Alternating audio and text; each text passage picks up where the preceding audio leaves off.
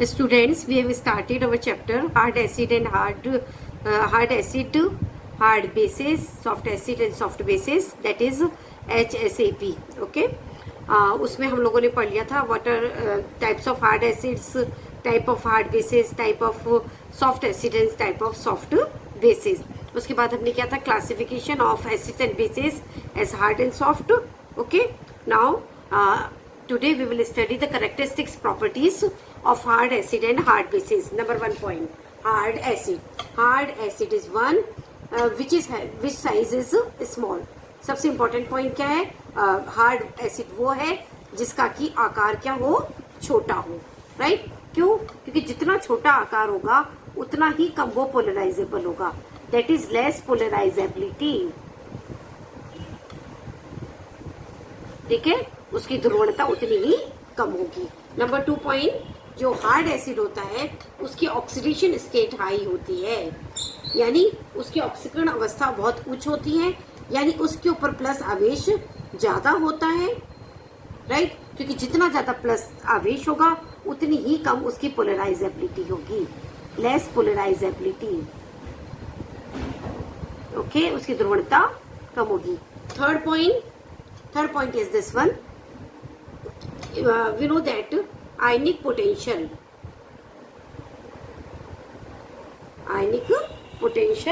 that is ionic vibhav phi is equals the charge on cation upon size of cation, यानी कि धनायन पर आवेश और उसका आकार, है ना.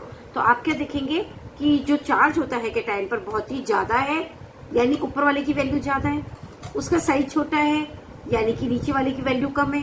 तो हम ये कह सकते हैं कि हार्ड एसिड के लिए आयनिक पोटेंशियल फाई की वैल्यू हाई होती है. Got it? क्यों? क्योंकि उसके ऊपर आवेश ज्यादा है और उसका आकार क्या है, छोटा है. राइट? और जिसके लिए इसकी फाई की वैल्यू बहुत ज्यादा होगी, आयनिक पोटेंशियल की, आयनिक विभव की, तो हम ये देखेंगे कि उसकी पोलराइजेबिलिटी बहुत ही कम होगी. It is less polarisable. Okay, now the fourth point, जो अगर हम हार्ड एसिड को ऑब्जर्व करें तो आप ये देखेंगे कि हार्ड एसिड का जो इलेक्ट्रॉनिक कन्फिग्रेशन होता है, जो इनका इलेक्ट्रॉनिक विन्यास होता है, वो सामान्यतः इनर्ट गैस की तरह होता है, अक्रिय गैस के समान होता है. उसमें या तो डी इलेक्ट्रॉन होते ही नहीं है, या अगर होते हैं तो उनकी संख्या बहुत ही कम होती है, D1 से लेके D6. राइट? क्या वर्ड बोला मैंने, कि इनका जो इलेक्ट्रॉनिक कन्फिग्रेशन होता है वो अक्रिय गैस के समान होता है, उसमें या तो डी इलेक्ट्रॉन्स होते ही नहीं है, और अगर होते हैं तो उसकी संख्या बहुत ही कम होती है. और अगेन अगर जब हम एक ग्रुप में ऊपर से नीचे तक आते हैं तो सॉफ्टनेस बढ़ती है, मृदुता बढ़ती जाती है. क्यों बढ़ती है? क्योंकि आकार बढ़ता है, साइज बढ़ता है. क्लियर बोलो? और इसलिए पोलराइजेबिलिटी बढ़ती जाती है और इसलिए मृदुता भी बढ़ती है. इसका एग्जांपल आप ले सकते हो, निकिल, पैलेडिनियम और प्लेटिनम प्लस सब +2 के हैं.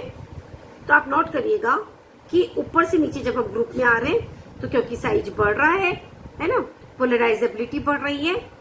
ओके, और यही रीजन है कि जो निकिल है वो तो एक बॉर्डर लाइन एसिड है, सीमावर्ती अम्ल होता है, जबकि पैलेडिनियम और प्लेटिनम जो होते हैं वो एक सॉफ्ट एसिड है ना.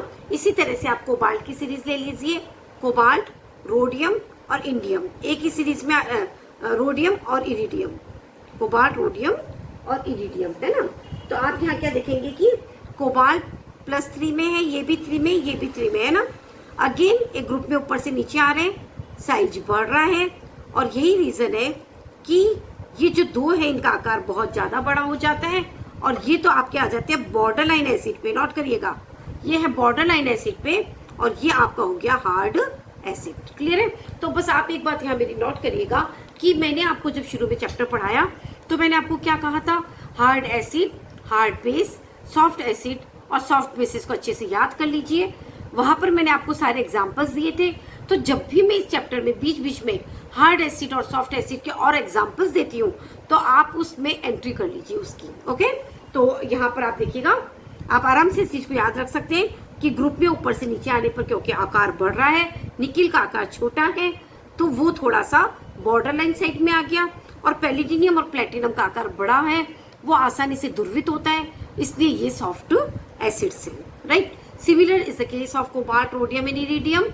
Cobalt plus 3 is a hard acid, but due to the bigger size of rhodium and iridium, both these metal ions are borderline acids.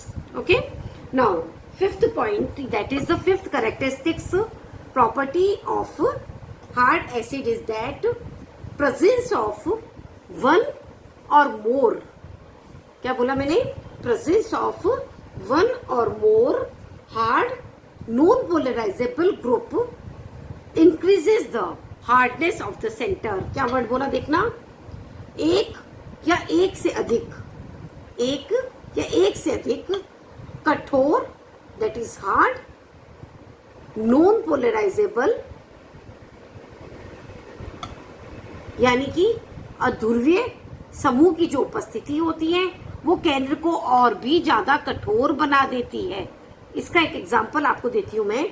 जैसे सपोज ये है एक हमारे पास में BH3 और दूसरा है BF3. ओके, तो आप नोट करिएगा कि BH3 बना किससे है? ये बना है, ये BF3 अगर आप देखेंगे तो ये 3+ के ऊपर 3 फ्लोराइड लगने से बना है, और ये बना है इसके ऊपर 3 हाइड्राइड लगने से. क्लियर है? बोलो. इससे तो ये बना BH3 और ये बना इससे BF3, है ना. तो अब आप क्या नोट करेंगे कि ये एक हार्ड ग्रुप, ये B+3+ अगर हार्ड है बॉर्डर लाइन साइड में, तो आप क्या नोट करेंगे कि इस पर आप जब हम 3H- लगा देते हैं तो नोट करिएगा आप यहाँ पर, और चाहे तो अपनी उस डायरी में एंट्री करिए जहां मैंने बताया था column H- is a soft base. Note करें, H- is a soft base, whereas F- is a hard base. कैसे? F- क्योंकि फ्लोराइड है, हाईली इलेक्ट्रोनेगेटिव होता है, इसका साइज बहुत छोटा होता है, और इसीलिए ये कठोर क्षार है. क्षार क्यों? क्योंकि नेगेटिवली चार्ज है. ओके. जबकि hydride is a soft base. क्यों? क्योंकि हाइड्रोजन के पास केवल एक मात्र प्रोटॉन होता है, और H- जब है तो इसके पास 2 इलेक्ट्रॉन है. क्लियर है? बोलो. तो प्रोटॉन तो एक है, इलेक्ट्रॉन 2 है, इसलिए इसकी ध्रुवणता ज्यादा होती है. इट इज मोर पोलराइजेबल, इसकी पोलराइजेबिलिटी ज्यादा होती है, आसानी से ध्रुवित हो जाता है, और इसीलिए एक सॉफ्ट बेस है. क्लियर है?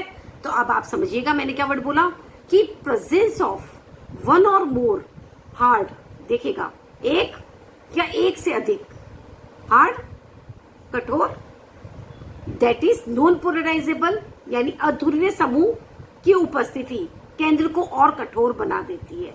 इसका मतलब क्या हुआ कि BF3 तो एक हार्ड एसिड है, जबकि BH3 एक सॉफ्ट एसिड है. नोट करिएगा. चाहो तो आप एक्सप्लेन वाई के क्वेश्चन में लिख लीजिए, explain why this BH3 is a, explain why, question लिखिएगा, समझाइए क्यों BH3 is a soft acid whereas जबकि BF3 is a hard acid, ये कठोर अम्ल है. क्लियर है? समझ में आ गया कि ये 3 F इसके ऊपर हमने जोड़ दिए जो कि हार्ड है, तो इसने इसको हार्ड बना दिया. H- एक सॉफ्ट बेस है, तो इसने इसको सॉफ्ट बना दिया, है ना. कंफ्यूजन मत रखिएगा. फ्लोराइड का आकार बहुत छोटा है, हाईली इलेक्ट्रोनेगेटिव है, इसलिए ये हार्ड है, जबकि हाइड्राइड में एकमात्र एक प्रोटॉन है, जबकि इलेक्ट्रॉन 2 है, और इसलिए ये आराम से ध्रुवित हो जाता है, इसी वजह से ये सॉफ्ट बेस है. क्लियर है? तो जब आपने अब हार्ड एसिड के सारे अभिलाक्षणिक गुण पढ़ लिए, तो सॉफ्ट एसिड के आप आराम से खुद ही लिख सकते हैं. आप जल्दी जल्दी से उसी पॉइंट को बिल्कुल रिवर्स करके और लिखिएगा. Okay. So the characteristic property of soft acids यानी मृदु अम्लों के अभिलाक्षणिक गुण. नंबर 1 पॉइंट, जैसा आपको बताया कि जो सॉफ्ट एसिड्स होते हैं उनका आकार बड़ा होता है, बिग साइज होता है, और इसी वजह से दे आर मोर पोलराइजेबल. आसानी से ध्रुवित हो जाते हैं। नंबर 2 पॉइंट, उनकी जो ऑक्सीडेशन स्टेट होती है वो बहुत ही कम होती है, कभी कभी तो वो जीरो ऑक्सीडेशन स्टेट भी होती है, that is low oxidation state, और जीरो ऑक्सीडेशन स्टेट होती है, यानी इनके ऊपर आवेश कम होता है। ओके। नंबर 3 पॉइंट, जो फाई है यानी आयनिक potential, that is the ratio of the charge upon size is, क्योंकि चार्ज आप देख रहे हैं कि कम है ना, और साइज इनका बड़ा है, तो फाई की वैल्यू क्या होती है, लेस होती है। क्लियर है बोलो, क्योंकि चार्ज की वैल्यू, चार्ज इनका कम होता है, और अगर फाई लेस है तो इनकी ध्रुवणता भी क्या होगी, इनकी ध्रुवणता ज्यादा होगी, दे आर मोर पोलराइजेबल, या इनकी पोलराइजेबिलिटी ज्यादा होती है। नंबर 4 पॉइंट, इनका जो इलेक्ट्रॉनिक विन्यास है वो जनरली सूडो इनर्ट गैस की तरह होता है, या हम ये कह दें कि इनमें बहुत ज्यादा डी इलेक्ट्रॉन्स पाए जाते हैं। इनमें डी इलेक्ट्रॉनों की संख्या जनरली D7 से लेकर के D10 तक होती है, या ये हम कह दें कि इनमें डी इलेक्ट्रॉनों की संख्या बहुत ज्यादा होती है और इसीलिए आसानी से ध्रुवित भी हो जाते हैं। And the 5th and the last point जो अपन हमेशा बोलते हैं क्या, कि एक या एक से अधिक, ध्यान से सुनिएगा, कि सपोज कोई सॉफ्ट एसिड है ना, तो जो सॉफ्ट एसिड का सेंटर है उस पर अगर हम एक या एक से अधिक सॉफ्ट ग्रुप जोड़ दें, क्लियर है बोलो, सॉफ्ट कौन होते हैं, जो कि आसानी से ध्रुवित हो, पोलराइजेबल, है ना, तो एक या एक से अधिक सॉफ्ट ग्रुप जोड़ने पर उसकी सॉफ्टनेस और भी बढ़ जाती है। क्लियर है, तो this is all about the characteristics properties of soft acids. Okay, now we come to the hard base, यानी जो कठोर क्षार हैं उनके क्या अभिलाक्षणिक गुण हैं, right. So the number 1 point, that is the first characteristic property of hard base is number 1 point, the small size of donor atom, donor atom यानी दाता परमाणु का आकार छोटा होता है। नंबर 2 पॉइंट, क्योंकि आकार छोटा है hence हाई इलेक्ट्रोनेगेटिविटी, या ये कह दीजिए कि जो डोनर एटम है उसकी विद्युतीयता ज्यादा होती है। The electronegativity